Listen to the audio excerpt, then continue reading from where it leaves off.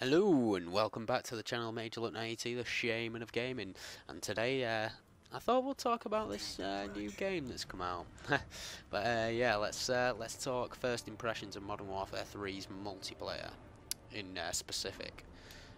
Well, before I start, going off on the Modern Warfare 3 side of things, there's a video that I've meant to have out before this called Battlefield 3 COD Killer. I was going to do two videos. One where I've played Battlefield, before this was out, and sort of shared my thoughts on whether I think it could kill COD this year, and then once again when I've played this. But yeah, I'll have that video after this, uploaded for show. But you might notice that there's a little breakage. It's because there was a host migration, so I just had to cut the video off and record the next little bit. But anyway, let's talk about my first impressions. This game's it's really good. It's as quick paced as I'd expected, and the people who'd played it, like the big commentators that had played it, had explained. It is as quick paced as all of those have been saying. Big emphasis on gun-on-gun action. Mainly because, a lot of the commentators and a lot of other people have said that they've shrunk the maps. To be honest, the first thing I did when I jumped on this was I just went into a private game on my own and just explored all the maps, because obviously there's a lot more maps that are shipped on the game this year. So, I wanted to make sure I had some form of knowledge of them before I sort of jumped in. So I did that, and when I pressed pause and looked at the spread of the map, I don't think they've really shrunk all of the maps down. I just think that a lot of the stuff that's on the maps is a lot closer together, apart from sort of main passageways across from one side of the map to the other. I think it's on the map. I'm not sure which one. I'm not even sure what the names of all the maps are yet. But yeah, there's quite a few maps where to get from one side to the other, you have to keep yourself exposed for a sort of quite a long period of time, and much longer than you would have done. It's, let's say, in Black Ops.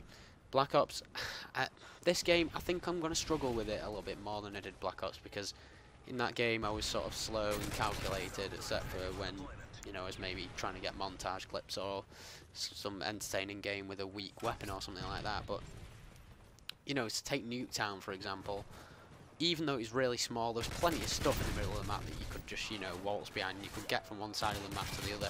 This game, it doesn't really happen like that. When you're going from, through a main area of the map, maybe it's small around you, so you're, nice and enclosed, but there's not very many bits of scenery that you can just head glitch over, or just crouch behind and maybe just show a little bit of your body. There's not really many places like that, and a lot of the commentators have been saying there's no power positions, and the power positions that do exist have got huge flaws in them. Like there's more than two ways in or something, so you couldn't even protect yourself with a claymore or that sort of thing.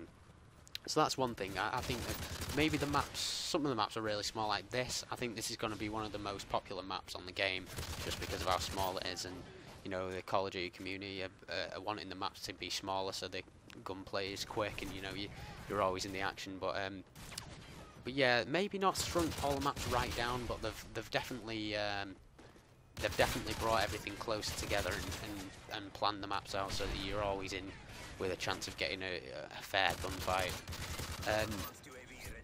Other than that, I've been finding that I'm getting some deaths that aren't really my fault, and that's what's really frustrating. Or maybe a death that I really don't think I've done anything wrong, and I've got perfect bullets on target.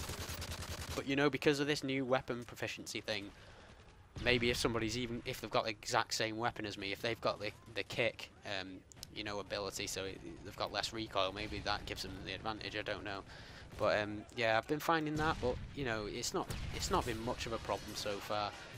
My first couple of games I wasn't amazing, but I think I've got about a 3.8 KD as I record this video, which isn't bad. I know I've not played very many games, but yeah. yeah, other than that, I think the guns are good fun to use.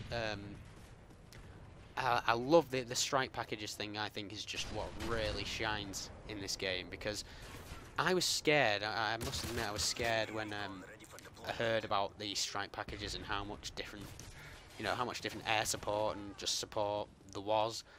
I was a little bit worried, but I expected that there'll be, constant UAVs, and I mean, on launch night, there's always going to be a lot of UAVs up, but it's not been too bad actually. And I've been getting my fair share of UAVs and advanced UAVs, so it's not really much of a problem.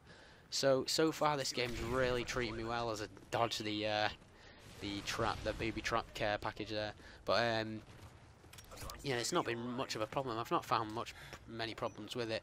I love how it's, even though there's a lot of complicated stuff in it, the proficiencies, the strike packages, how the rest of it, the gunplay, is really simple. It shines. I'll sort of do a video with, maybe more in depth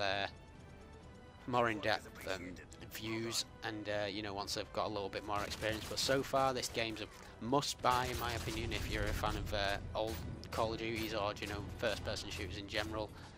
And that's the video. 21-4 should have been 23-4 because of the host migration. But anyway, I'll come back with another video very soon when I've got a little bit more to speak about. So cheers.